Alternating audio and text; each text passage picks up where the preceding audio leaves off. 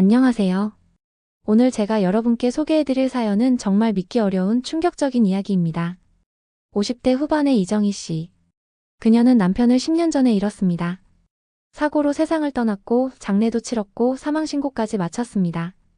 10년 동안 정희 씨는 홀로 살아왔습니다. 슬픔을 이겨내며 아들을 키우며 새로운 삶을 시작했습니다. 그런데 지난주 정희 씨는 지인의 장례식장에 조문을 갔습니다. 그리고 그곳에서 믿을 수 없는 광경을 목격했습니다. 상주석에 앉아있는 한 남자. 그 남자는 10년 전 죽은 그녀의 남편이었습니다. 살아있는 남편. 다른 여자 옆에 앉아서 다른 가족과 함께 조문객을 맞이하고 있었습니다. 과연 무슨 일이 있었던 걸까요? 10년 동안 무슨 일이 있었던 걸까요? 오늘 그 충격적인 전말을 함께 나누어 보겠습니다. 10년 전으로 돌아가 보겠습니다.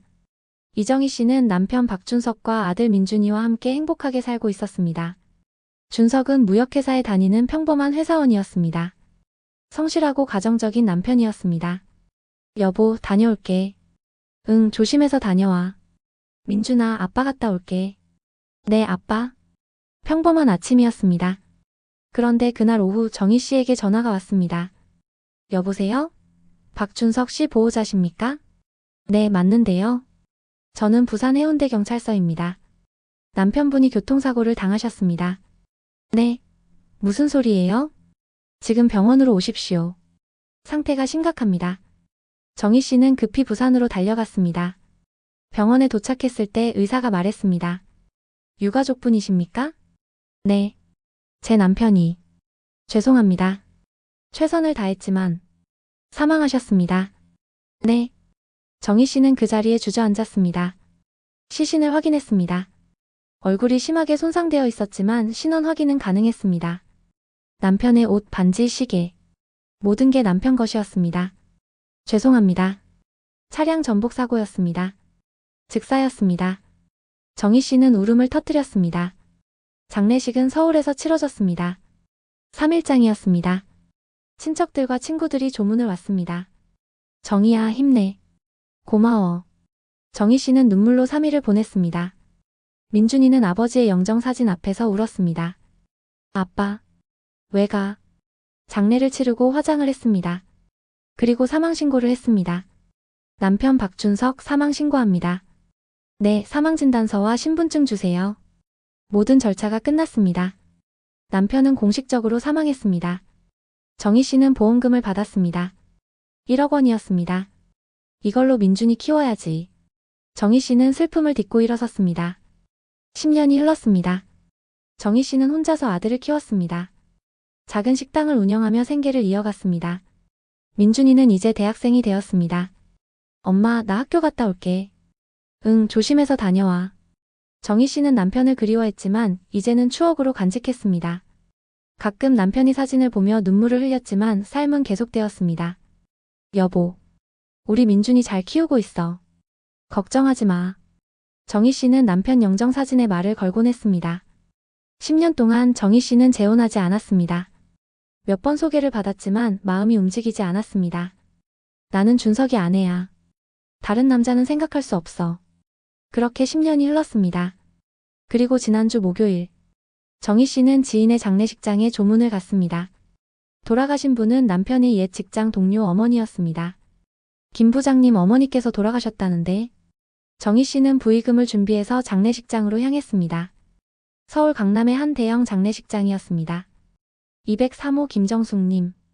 정희 씨는 복도를 따라 걸었습니다. 그리고 빈소 앞에 도착했습니다. 문을 열었습니다. 상주석이 보였습니다. 3명의 상주가 앉아 있었습니다. 정희 씨는 고개를 숙여 절을 올리려고 했습니다. 그런데 그 순간 정희 씨는 얼어붙었습니다. 가운데 앉아있는 남자. 그 남자를 보는 순간 정희 씨는 숨이 멎는 것 같았습니다. 저 사람은 박준석. 10년 전 죽은 남편 박준석이었습니다. 같은 얼굴, 같은 체구, 같은 목소리. 정희 씨는 비명을 지를 뻔했습니다. 하지만 참았습니다. 손이 떨렸습니다. 다리가 후들거렸습니다. 아니야. 착각이야. 닮은 사람이겠지. 하지만 아니었습니다. 그건 분명 남편이었습니다. 정희 씨는 저를 올렸습니다. 손이 떨렸습니다. 그리고 부의금을 냈습니다. 감사합니다. 남편. 아니, 남편을 닮은 그 남자가 말했습니다. 목소리도 같았습니다. 정희 씨는 그 남자를 똑바로 쳐다봤습니다. 남자도 정희 씨를 봤습니다. 그 순간 남자의 얼굴이 창백해졌습니다. 이 사람. 나를 알아봤어. 정희 씨는 확신했습니다. 이 사람은 남편이 맞습니다. 정희 씨는 밖으로 나왔습니다. 복도에서 숨을 헐떡였습니다. 이게 무슨 일이야? 준석이가 살아있어? 10년 전에 죽었는데. 장례도 치렀는데. 어떻게 이럴 수가.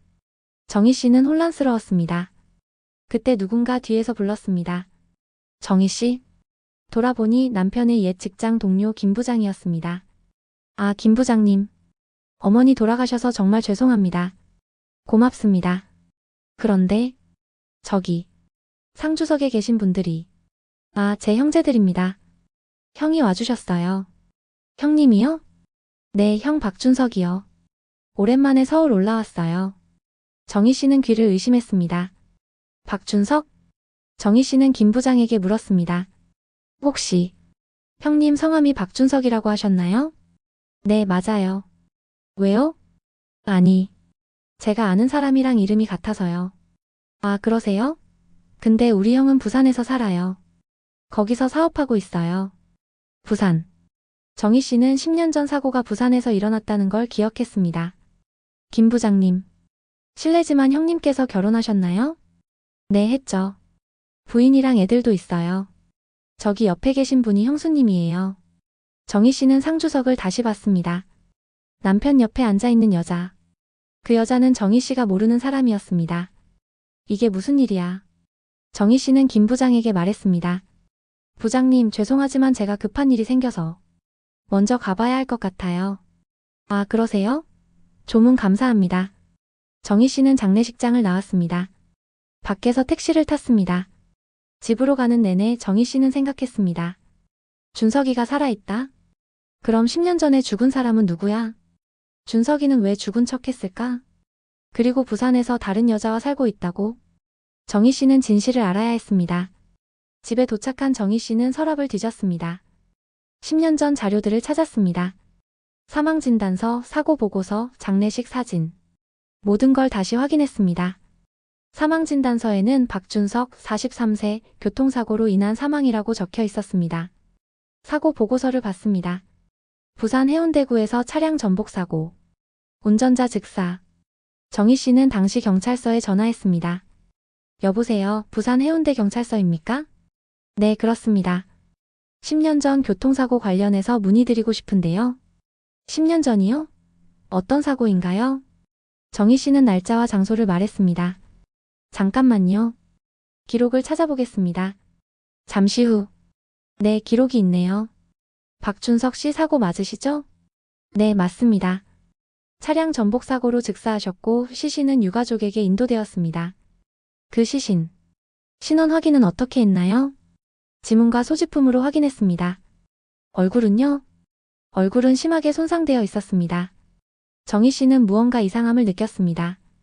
혹시 DNA 검사는 했나요? 아니요, 당시에는 지문과 소지품으로 충분했습니다. 유가족께서도 확인하셨고요. 알겠습니다. 감사합니다. 전화를 끊었습니다. 정희 씨는 생각했습니다. 얼굴이 심하게 손상되었다. 그리고 DNA 검사는 안 했다. 그럼 혹시 그 시신이 준석이가 아니었을 수도? 정희 씨는 결심했습니다. 사설 탐정을 고용하기로. 다음 날 정희 씨는 탐정사무소를 찾아갔습니다. 어서 오세요. 무슨 일로 오셨나요? 제 남편을 찾고 싶습니다. 남편을 찾고 싶다고요? 네. 10년 전에 죽었다고 생각했는데 살아있는 것 같아요. 탐정은 놀란 표정이었습니다. 자세히 말씀해 주시겠어요? 정희 씨는 모든 걸 설명했습니다. 10년 전 사고, 장례, 그리고 어제 장례식장에서 본 남편. 탐정은 메모를 했습니다. 알겠습니다. 조사해 보겠습니다. 우선 그 남자의 신원부터 확인하고 과거 기록을 추적하겠습니다. 얼마나 걸릴까요? 2주 정도면 결과가 나올 겁니다. 알겠습니다. 부탁드립니다. 정희 씨는 계약금을 지불했습니다. 그리고 집으로 돌아왔습니다. 2주를 기다리는 동안 정희 씨는 잠을 이룰 수 없었습니다. 2주 후, 탐정에게서 전화가 왔습니다. 정희 씨 조사 결과가 나왔습니다. 사무실로 오시겠어요? 네, 지금 갈게요. 정희 씨는 급히 탐정 사무소로 갔습니다. 탐정은 두꺼운 파일을 꺼냈습니다. 결론부터 말씀드리면 그 남자는 정희 씨의 남편 박준석이 맞습니다. 정희 씨는 숨이 멎는 것 같았습니다. 정말 준석이가 맞아요? 네. 지문, 얼굴 인식 모든 걸 확인했습니다. 그럼 10년 전에 죽은 사람은? 그건 다른 사람입니다. 박준석 씨와 비슷한 체구의 남자였습니다. 어떻게 그럴 수가? 탐정이 설명을 계속했습니다. 조사 결과 박준석 씨는 10년 전 부산에서 사업 실패로 큰 빚을 졌습니다.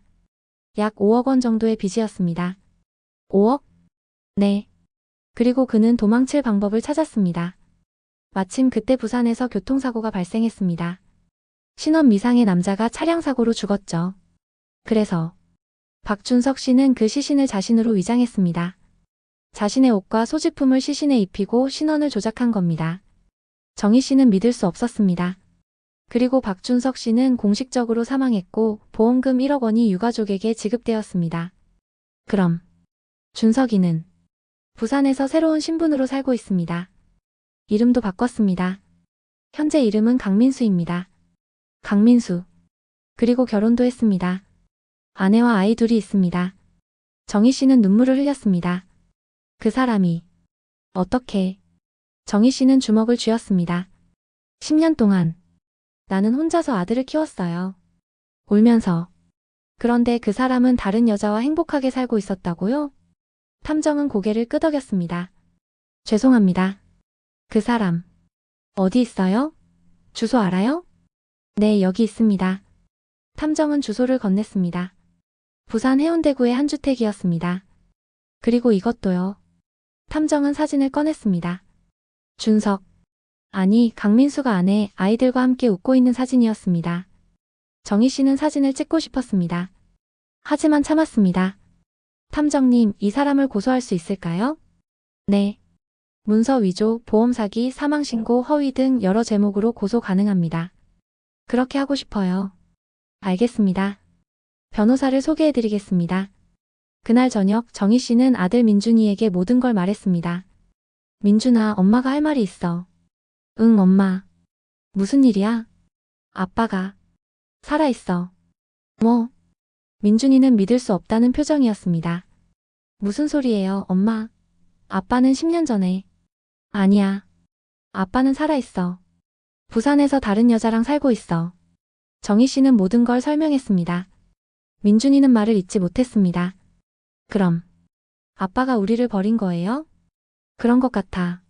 어떻게 그럴 수가? 민준이는 눈물을 흘렸습니다. 나는 10년 동안 아빠를 그리워했는데 엄마도 그래. 두 사람은 서로를 안고 울었습니다. 엄마, 우리 어떻게 해야 해요? 고소할 거야. 아빠를. 좋아요. 그렇게 하세요. 민준이는 분노했습니다. 고소하기 전 정희 씨는 남편을 직접 만나기로 결심했습니다. 부산으로 향했습니다. 탐정이 알려준 주소로 갔습니다. 깔끔한 단독주택이었습니다. 초인종을 눌렀습니다. 문이 열렸습니다. 준석. 아니, 강민수가 나왔습니다. 네. 그리고 정희 씨를 보는 순간 그는 얼어붙었습니다. 정희? 오랜만이에요, 여보. 정희 씨는 냉소를 지었습니다. 어떻게 여기를, 어떻게 찾았냐고요? 당신이 살아있다는 걸 알았으니까요. 정희, 이건 10년이에요. 10년 동안 당신이 죽은 줄 알고 살았어요. 정희 씨의 목소리가 떨렸습니다. 미안해. 미안해요?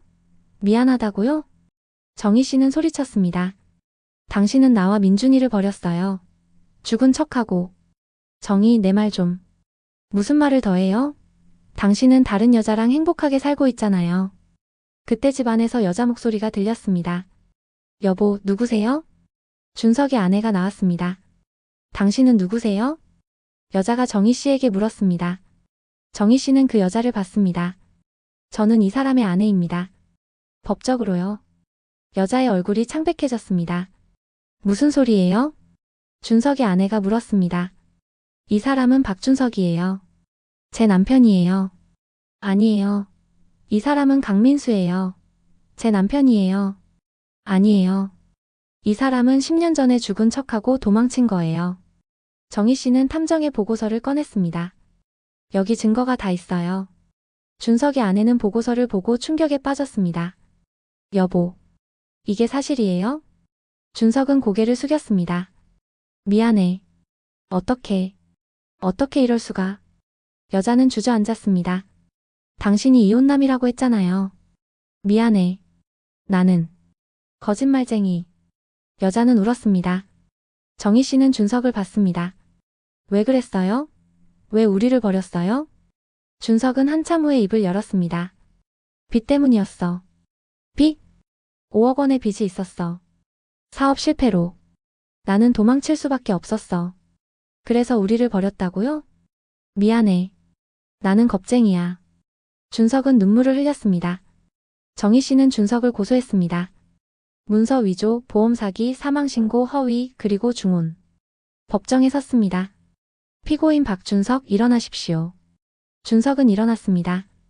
피고인은 10년 전 자신의 사망을 위장하고 보험금을 편취했습니다. 검사가 말했습니다.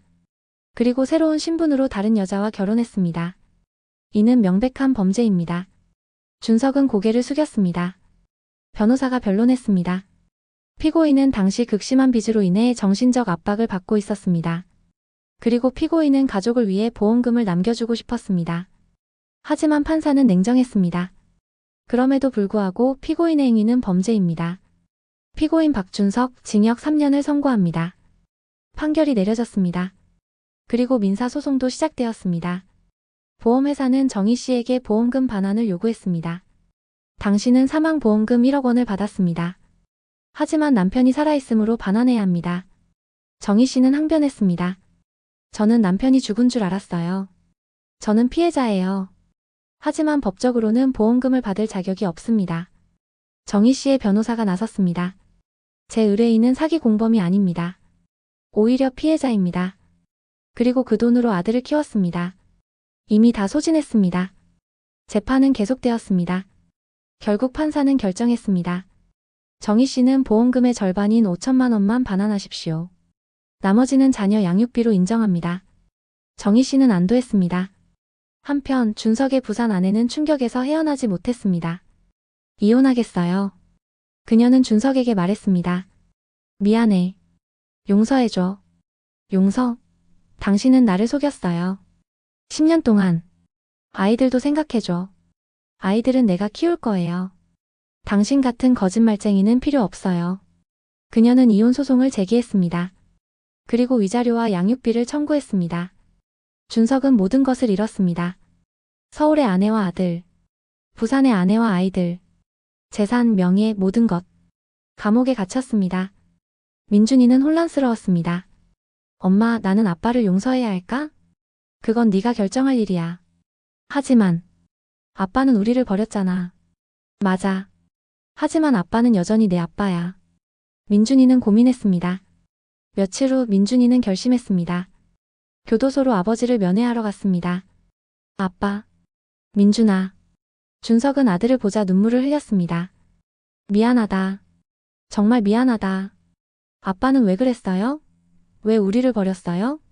나는 겁쟁이였어. 빚에 쫓겨서. 도망치고 싶었어. 그래도 우리는 가족이었잖아요. 민준이는 울었습니다. 미안하다, 아들아.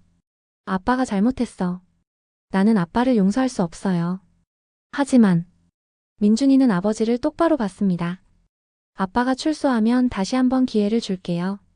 그때는 진짜 아빠가 돼주세요. 준석은 고개를 끄덕였습니다. 고맙다, 민준아. 아빠가 꼭 달라질게. 정희 씨도 교도소를 찾았습니다. 하지만 면회는 하지 않았습니다. 면회실 밖에서 준석을 유리창 너머로 봤습니다. 초라한 죄수복을 입은 남편. 한때 사랑했던 남자. 정희 씨는 눈물을 흘렸습니다. 하지만 들어가지 않았습니다. 이제 끝이야. 우리는. 정희 씨는 교도소를 나왔습니다. 그리고 변호사 사무실로 갔습니다. 이혼 소송을 진행해 주세요. 알겠습니다. 그리고 양육비와 위자료도 청구해 주세요. 네. 정희 씨는 새로운 시작을 준비했습니다. 1년이 지났습니다. 이혼이 성립되었습니다. 정희 씨는 위자료 3천만 원을 받았습니다. 그리고 식당을 확장했습니다. 어서 오세요. 손님들이 늘었습니다. 민준이는 대학을 졸업하고 취직했습니다. 엄마, 나 회사 합격했어. 정말? 축하해. 이제 내가 엄마 도와줄게. 고마워, 아들. 두 사람은 서로를 안았습니다. 한편 준석은 감옥에서 모범수로 지냈습니다. 박준석 면회 왔습니다. 부산에 전 아내와 아이들이었습니다. 아빠, 미안하다. 아이들은 아버지를 용서하지 못했습니다. 우리는 이제 다른 사람이에요. 알아. 미안하다. 준석은 모든 것을 잃은 대가를 치렀습니다.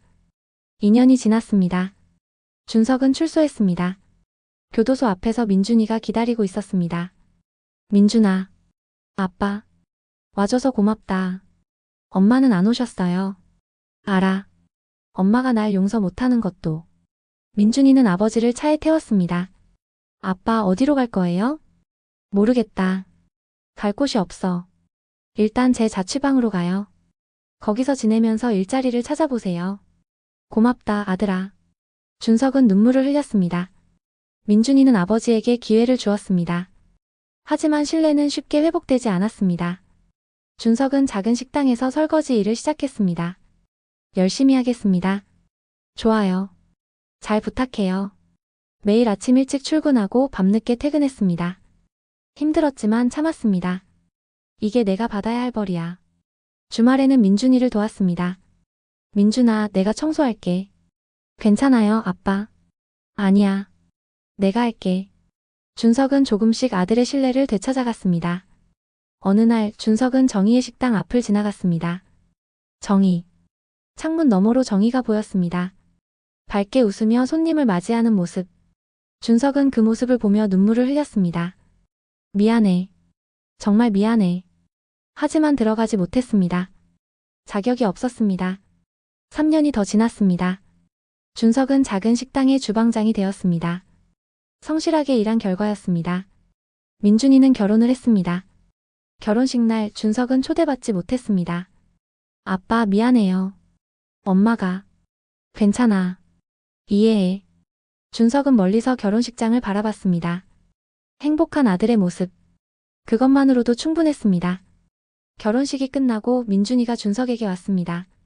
아빠, 들어오세요. 엄마가 허락하셨어요. 정말? 네. 식사라도 함께 하세요. 준석은 조심스럽게 식장에 들어갔습니다. 멀리서 정희가 보였습니다. 두 사람은 눈이 마주쳤습니다. 정희는 고개를 끄덕였습니다. 용서는 아니었습니다. 하지만 인정이었습니다. 준석이 변했다는 것을. 식사 후 정희와 준석은 잠깐 이야기를 나눴습니다. 잘 지냈어요? 네. 당신은? 잘 지냈어요. 덕분에. 침묵이 흘렀습니다. 정희 씨. 정말 미안해요. 이제 됐어요. 다 지난 일이에요.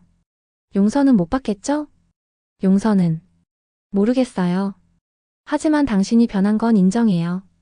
고마워요. 민준이를 위해서라도 좋은 아버지가 돼주세요. 네. 그렇게 할게요. 두 사람은 악수를 나눴습니다. 이제 남남이었습니다. 하지만 원수는 아니었습니다. 5년 후. 정희는 여전히 식당을 운영하고 있습니다. 행복하게 살고 있습니다.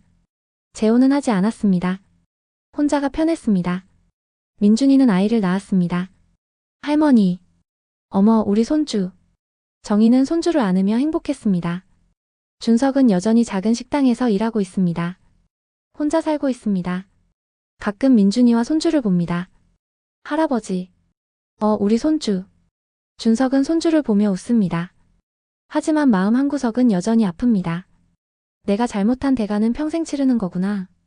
오늘의 이 사연을 통해 우리는 많은 것을 배웁니다. 거짓말은 언젠가 들통납니다. 그리고 그 대가는 혹독합니다. 박준석은 빚 때문에 도망쳤습니다. 가족을 버리고 죽은 척하고 새로운 인생을 살았습니다. 하지만 진실은 밝혀졌습니다. 그리고 그는 모든 것을 잃었습니다. 두 가족, 재산, 명예, 신뢰. 10년간의 거짓말의 대가는 평생의 후회였습니다. 정희는 피해자였습니다. 하지만 그녀는 굴하지 않았습니다. 혼자서 아들을 키우고 식당을 운영하고 당당하게 살았습니다. 그리고 결국 자신의 행복을 찾았습니다. 여러분은 어떠신가요? 혹시 작은 거짓말을 하고 계신가요? 작은 거짓말도 눈덩이처럼 커집니다. 그리고 언젠가는 모든 것을 무너뜨립니다. 정직하게 사는 것, 힘들어도 진실을 말하는 것, 그것이 결국 우리를 지키는 길입니다. 박준석처럼 되지 마십시오. 정의처럼 당당하게 사십시오. 진실은 언젠가 밝혀집니다. 그리고 정직한 사람은 결국 보상받습니다. 이상으로 오늘의 영상을 마치겠습니다. 여러분, 오늘도 정직하게, 당당하게 살아가시기 바랍니다. 작은 거짓말도 하지 마시고 양심에 따라 사시기 바랍니다. 그것이 진정한 행복의 길입니다. 감사합니다.